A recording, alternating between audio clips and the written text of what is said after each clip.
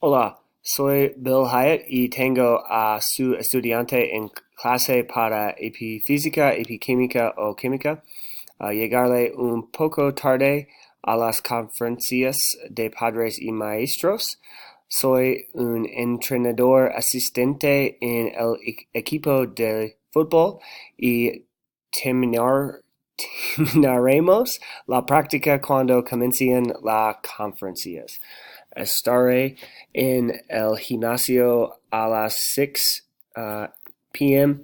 El lunes y a las 6:15 el miércoles.